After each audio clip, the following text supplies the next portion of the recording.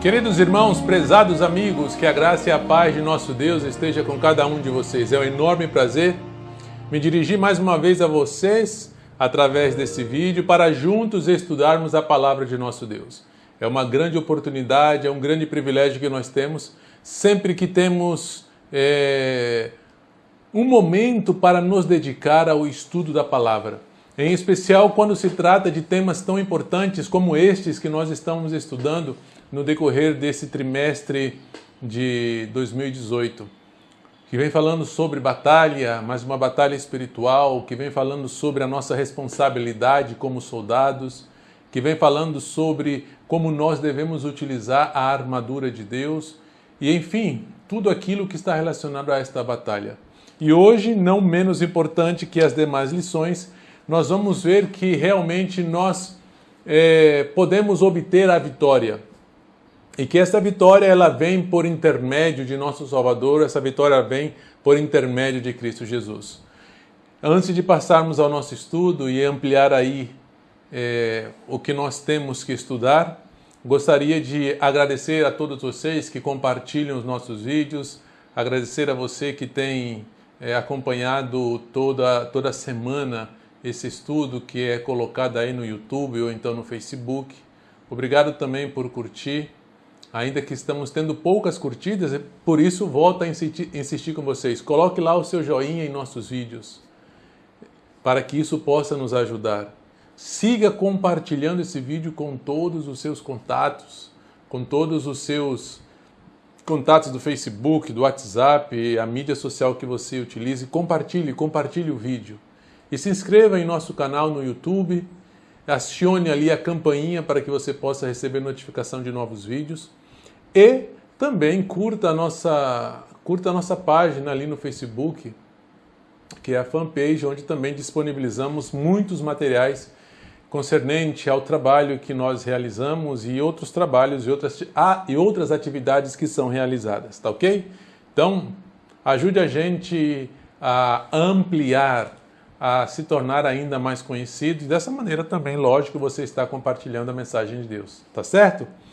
E como eu disse faz um tempo atrás, nós vamos, esta semana, possivelmente, nós teremos uma live, estou dizendo a você agora, mas possivelmente já tivemos a live. Se você assistiu a nossa live ao vivo, muito obrigado. A live ela se trata sobre o cristão e a política, estamos aí em época de eleições e vamos ver qual deve ser o comportamento, qual deve ser a atitude do cristão diante da política, diante desse estado político que nós estamos vivendo aqui no Brasil atualmente, tá bom? Então, se você não assistiu a live, ela fica gravada lá no Facebook ou então no YouTube, você pode assistir e também compartilhar, beleza? Muito bem. Passemos então a estudar a lição de hoje, que vem falando sobre a vitória que vem por meio de Cristo Jesus. Nós devemos entender que unicamente através de Cristo, unicamente com a força que provém de Cristo, nós conseguiremos obter a vitória nessa batalha espiritual. Jamais nós podemos querer lutar com nossa própria força. Jamais nós podemos querer utilizar aquilo que nós dizemos ser a nossa capacidade espiritual ou intelectual ou a capacidade de conhecimento, porque quando nós tentamos empregar a nossa própria força para obter a vitória que é prometida aqui, na verdade o que virá é uma derrota. O que acabará acontecendo com o cristão ou com a pessoa que tenta obter a vitória sem Cristo Jesus é uma derrota vergonhosa, uma derrota vergonhosa. Por isso que a vitória ela provém unicamente por meio de Cristo Jesus. A nota, logo na sua primeira linha, diz assim: o grande capitão da nossa salvação venceu em nosso favor. Ou seja, a vitória já foi conquistada por Cristo Jesus. Cristo ele venceu em nosso favor. E esta vitória ela é creditada a cada pessoa que aceita Jesus como seu Salvador pessoal. Ela é creditada a cada pessoa que recorre a Cristo em busca de auxílio. Por isso que Ele venceu por nós, sabendo que nós, por nossa própria conta, não obteríamos essa vitória. Então, temos muito a agradecer a Cristo Jesus. É curioso que Cristo, quando nós fazemos parte do exército de Cristo, muitas coisas elas nos são dadas como dom. Quando nós vemos a questão da armadura, é uma armadura que provém de Deus. Veja só, não é uma armadura humana, ainda que seja utilizada por nós seres humanos, é uma armadura que nos é dada por Deus. O capitão, o próprio Cristo, ele morreu por nós. E é ele que batalha junto a nós e por nós para vencer as tentações, para vencer toda essa batalha na qual nós estamos envolvidos. E nós vamos perceber isto hoje na lição que nós vamos estudar. Então, é indispensável para o cristão que veste a armadura de Deus algumas qualidades que indicarão que ele realmente está vivendo esta vitória que lhe é concedida por Cristo Jesus. Nós temos ali na primeira pergunta 3 citas bíblicas muito interessantes. A primeira e a segunda de Efésios e de Filipenses, escritas por Paulo, vem falando sobre a importância da oração. Ou seja, é indispensável para o soldado que ele tenha uma comunicação constante com o seu capitão. Quando não há comunicação em qualquer tipo de relação social, essa relação ela acaba literalmente indo para o brejo. Porque existem muitos desencontros, não conversam, não se comunicam, etc. e tal. Aqui, na vida espiritual, na nossa relação espiritual e social com o nosso Deus, nós também precisamos nos comunicar com Ele. E o meio que nos é pedido, ou o meio que nos é indicado é através da oração, orando em todo o tempo. É interessante que essa cita é muito similar com aquela que está em Efésios, capítulo 5, orar sem cessar. A oração, na verdade, ela não é uma arma a mais da armadura. Na verdade, a oração, ela já está implicitamente, ou implicitamente ela já faz parte da armadura que Deus concede ao soldado. Então, este orar em todo tempo indica que nós devemos estar em um estado mental de oração. Devemos estar em contínua atitude de comunhão com o nosso Deus, de permanente comunhão com Deus. Então veja que não é apenas, vou ali, faço o Pai Nosso, já é suficiente. Não, orando em todo o tempo. É essa constância, é um estado mental em oração. É aquele espírito de oração constante, permanente. Sabe, é aquele grau de concentração, porque a situação ela exige do soldado que ele tenha esse grau de concentração para poder desempenhar bem a responsabilidade de soldado dentro dessa batalha. Esse grau de concentração está relacionado com a nossa comunhão com Deus. Quando algo, por menor que seja, rompe esse grau de concentração e rompe a nossa comunhão com Deus, nós estamos em perigo. É por isso que Paulo diz, orando em todo o tempo, em todo o momento, essa contínua atitude de permanente oração. E ali ainda diz que esta súplica ou esta oração e súplica, ratificando a importância realmente de orar, ela tem que ser no Espírito. Por que no Espírito? Veja só. Mesmo que nós tenhamos as melhores intenções, mesmo que nós utilizemos as melhores palavras em nossas orações, elas são limitadas. As palavras, elas acabam sendo poucas. Nós, muitas vezes, oramos e não sabemos o que necessitamos. Ignoramos as nossas necessidades. E muitas vezes as nossas orações, elas vão envolvidas com os nossos prejuízos ocultos. Mas o que acontece quando esta oração ela passa através do Espírito Santo? É então que o Espírito Santo examina nossas orações, aperfeiçoa as nossas orações, deixa-as conforme aquilo que nós necessitamos. Então, Paulo fala que a oração ela tem que ser no Espírito. Porque o Espírito Santo sabe o que é melhor para nós. Nós não sabemos o que é melhor para nós. O Espírito Santo, ele intercede por nós, pede por nós, através dessa oração com gemidos inexprimíveis. E Paulo ainda fala que as nossas as dificuldades, os nossos pedidos, a nossa vida, tudo isso deve ser conhecido diante de Deus, deve ser apresentado diante de Deus, para que, através da oração, e ainda diz em 1 João, porque tudo aquilo que provém de Deus vence o mundo. Aqui se refere àquilo que vem diretamente de Deus. O que é nascido de Deus, ele é uma pessoa transformada, é uma pessoa diferente. Todas as coisas são possíveis a esta pessoa. Todas as coisas, através de Cristo, ele vai alcançar. Esta pessoa, ela participa da natureza divina e essa pessoa, ela dispõe dos mesmos recursos que tinha Cristo quando esteve aqui na terra. Por isso que aquele que nasce de Deus vence o mundo. Ou seja, a nova criatura, ela vence o mundo.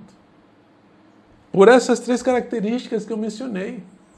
Porque ele pode todas as coisas em Deus, porque ele está, ou ele faz parte da natureza divina, ou ele participa da natureza divina, e porque os recursos que eram dados a Cristo também é dado a você, a mim. E tudo aquilo, como eu disse antes, tudo aquilo que provém de Deus, todos os princípios, tudo que é correto, tudo que é bom, tudo que é agradável e provém de Deus, isso vai vencer o mundo. E é justamente isso que nos faz ser soldados vitoriosos, porque temos à disposição esses princípios e recursos que provêm do poder de Deus. É somente vigiando em oração pelo exercício da fé, diz a nota, que o cristão pode preservar sua integridade em meio às tentações que Satanás lança sobre ele. Então veja que é importantíssimo para o bom soldado, é essencial para o bom soldado ele manter essa comunhão com Deus. E na segunda pergunta nos ratifica já o que nos diz a nota, por meio de quem se obtém a vitória prometida. O apóstolo Paulo diz que a vitória ela provém de nosso Senhor Jesus Cristo, unicamente através de Cristo Jesus. É um texto que apresenta o propósito de todos os livros da Bíblia. Quando nós recorremos a todos os livros da Bíblia, o propósito é justamente este, mostrar que nós dependemos de Deus, que a nossa vitória ela provém de Deus. O salmista, ele entendia isso, ele entendia que ele batalhava em nome do Deus dele. Quando ele foi pelejar contra Golias, ele disse, eu vou pelejar contra ti em nome do Deus de Israel, porque ele sabia que a vitória provinha do Deus de Israel. E também não é diferente para nós. Nós devemos obter a vitória prometida, e essa vitória ela vem unicamente através de Cristo Jesus, através de nosso Senhor Jesus Cristo. é interessante que nós precisamos regressar ao nosso estado original. E para regressar ao estado original, aquele de Adão e Eva antes do pecado, é necessário que nós recorramos a Cristo Jesus. Porque foi Ele o meio provisto por Deus para que nós pudéssemos regressar ao estado original.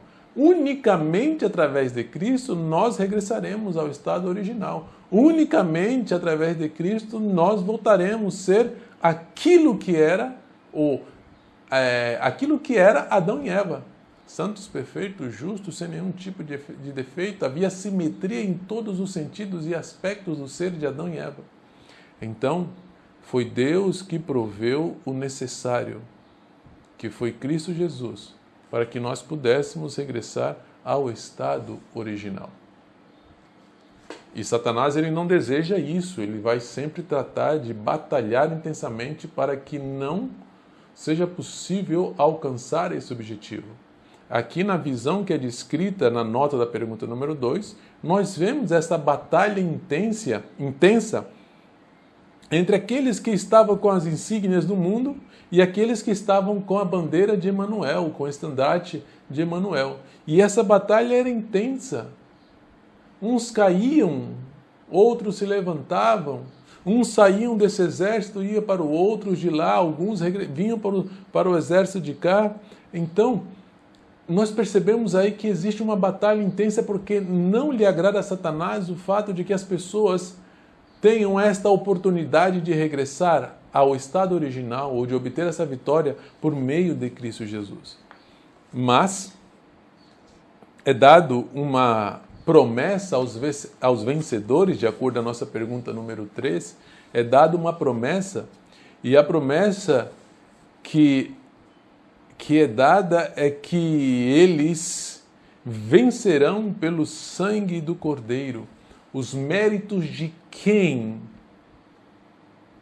servirá para ajudar o soldado cristão? Os méritos próprios ou os méritos da justiça de Cristo? E aí que vem a promessa: venceram através do sangue do Cordeiro. Méritos. Méritos é eu faço e por fazer eu tenho direito a receber algo. O fato de eu ter trabalhado me dá o direito de receber a contrapartida, que no caso é o meu salário, vamos dizer assim. Então, sempre que nós fazemos algo, nós devemos receber. Aqui fala que nós apelamos ou aos méritos do homem, aos próprios méritos, ou apelamos aos méritos de Cristo. Que méritos tem um homem com Deus? Nenhum. Nenhum.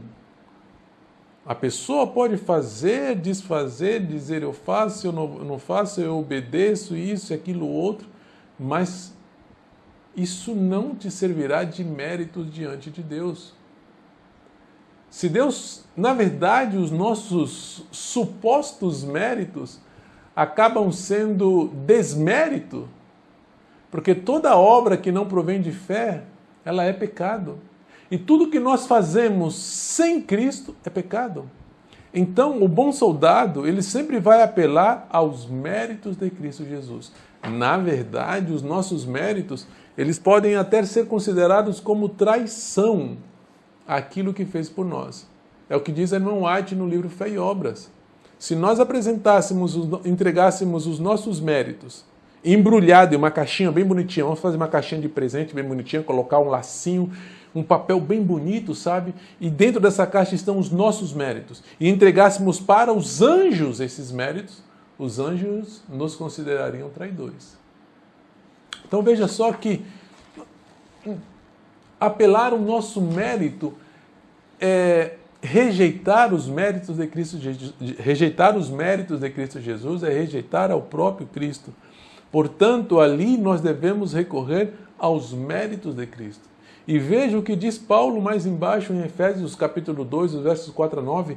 É uma cita muito bonita, mas na última parte ele acaba dizendo: porque pela graça sois salvos. Então veja só, se você e eu somos salvos, é puramente por graça. Não é porque você fez algo, não é porque eu fiz algo, não. Pelo contrário, é por graça. Unicamente por graça sois salvos. E isto por meio da fé. Sois salvos por graça, sois salvos por meio da fé.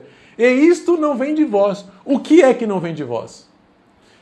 Não nos esqueçamos que a graça, nós já sabemos que ela é um dom de Deus. Mas a fé também, ela não provém de nós. Veja o que diz ali, ela é um dom de Deus.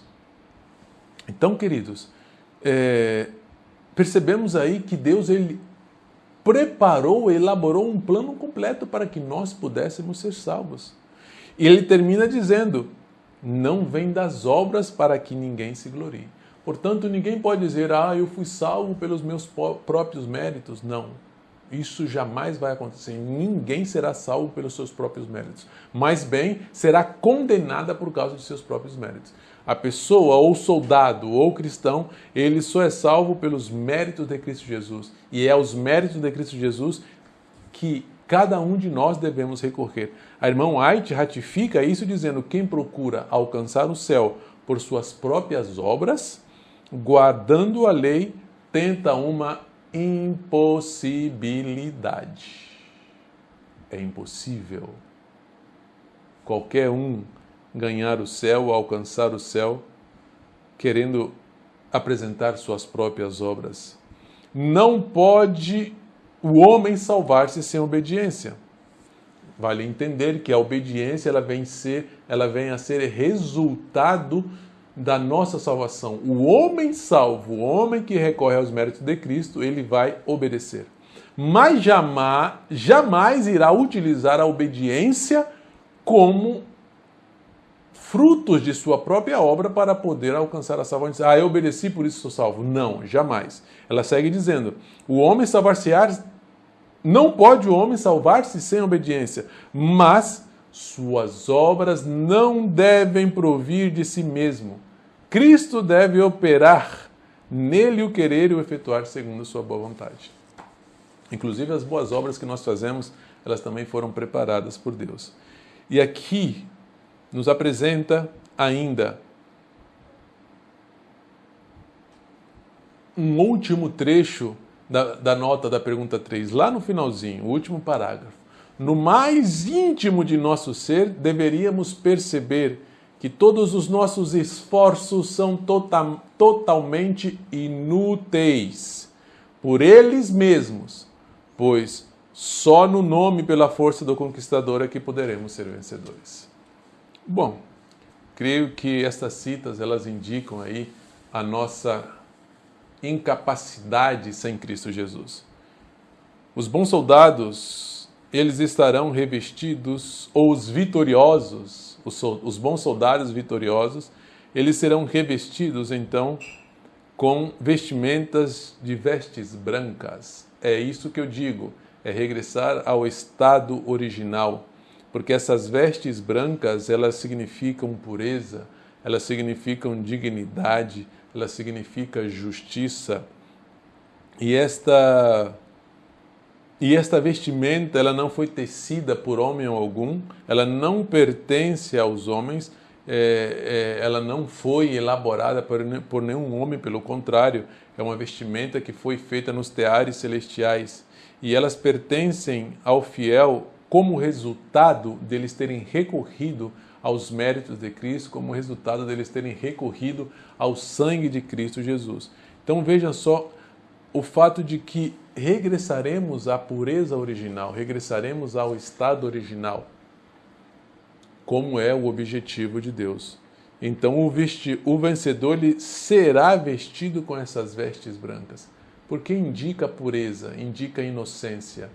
Essas vestes brancas, podemos dizer, eram aquelas vestes que Adão tinha. Você deve se lembrar, o que vestia Adão antes do pecado? Entende? É esse tipo de vestimenta que está sendo descrito aqui. Não devemos tomá-lo de uma maneira literal como se fosse um pano branco, mas é uma vestimenta espiritual, uma vestimenta de pureza, uma vestimenta de inocência, uma vestimenta de dignidade e justiça que será concedida a todos os vencedores. E ainda diz ali que será cumprida uma promessa, porque aquele que confessou a Cristo diante dos homens será confessado por Cristo diante do Pai dele. Cristo vai dizer, poxa, vamos tomar aqui um nome, Pafúncio, você foi minha testemunha na terra e diante de tantos homens você confessou que eu era teu Salvador. Pai, este é Pafúncio. Eu morri por ele, ele foi fiel. E eu dei a ele as vestimentas brancas. Ele viverá conosco pela eternidade. Imaginemos, irmãos, Cristo confessando o nosso nome diante do Pai, dizendo que nós o aceitamos como Salvador pessoal. Assim, ele vai nos confessar diante de Deus, é a promessa que ele tem feito também e que se irá cumprir muito, muito em breve. E não termina por aí as promessas que são feitas aos vencedores. Ali ainda diz mais na pergunta número 5. Uma outra promessa é que o vencedor se assentará com Cristo no trono. O que significa isso? Significa que o bom soldado, ele compartilhará da glória de Cristo. Ele compartilhará da honra de Cristo. É isto que representa assentar-se com ele no trono. Porque apenas se senta no trono uma pessoa que tem a honra e a dignidade para ser rei. E Cristo, ele será o rei de todo o universo. E todos os vencedores, todos os soldados que vencerem por intermédio de Cristo, eles também terão a honra de compartilhar a glória do poder de Cristo. Terão a honra de compartilhar com Cristo o fato de que ele se senta no trono como um rei. E ainda será dado a cada vencedor os emblemas da vitória. Quando se fala de emblemas da vitória, é como se fossem os troféus que uma pessoa recebe por uma determinada vitória. O corredor, ele recebe uma medalha. O jogador de tênis, ele também recebe um troféu. E, enfim, todos os esportes dão ao vencedor um determinado troféu para indicar que ele é o vencedor. São as insígnias, são os emblemas da vitória. E quando a pessoa perguntar, e você foi vencedor? Aqui está meu emblema, a insígnia de que eu venci determinada coisa. E aos vencedores, nessa batalha espiritual, também serão dadas a eles estas insígnias. É a harpa. Eles tinham a harpa de Deus. Ali fala também que as vestes brancas e as palmas em suas mãos. Estes serão os emblemas. Isso indica que são mais que vencedores. Isso indica uma condição real, indica realeza. Essas insígnias pertencem apenas à realeza. Isso quer dizer que essas insígnias também serão dadas a nós como vencedores nessa grande batalha pela qual nós estamos passando. E vejam que interessante, com relação à harpa, ao desferirem as notas, os anjos dirigentes, todas as mãos deslizam com maestria sobre as cordas da harpa, tirando-lhe suave música em ricos e melodiosos acordes. Que coisa maravilhosa! E termina dizendo ainda ali que nós seremos feitos rei e sacerdotes para Deus e seu Pai. Veja aí o que eu estava dizendo sobre as insígnias reais. Faremos parte, ou seremos reis e sacerdotes, como nos é descrito aqui na palavra de Deus em Apocalipse. Quando, de acordo com a pergunta número 6, terminar a grande tribulação, tanto os fiéis ressurretos como os vivos, eles receberão as boas-vindas, que será dada pelos anjos nas cortes celestiais. Em Mateus está descrito que eles dirão: vinde benditos de meu Pai, e recebei ou possuí por herança o reino que vos está preparado desde a fundação do mundo. Desta maneira, todos os salvos serão recebidos nas mansões celestiais. Os anjos, dedilhando suas harpas de ouro, darão as boas-vindas ao rei e aos seus troféus de vitória, os que foram lavados e embranquecidos no sangue do Cordeiro. E irromperá um hino de triunfo reboando por todo o céu. Cristo venceu! E ele entra nos palácios celestiais, acompanhado dos seus redimidos, as testemunhas de sua missão de sofrimento e sacrifício. As testemunhas de que sua missão de sofrimento e sacrifício não foi em vão. Que maravilhosa cena será esta, queridos irmãos, queridos amigos, que muito em breve irá acontecer.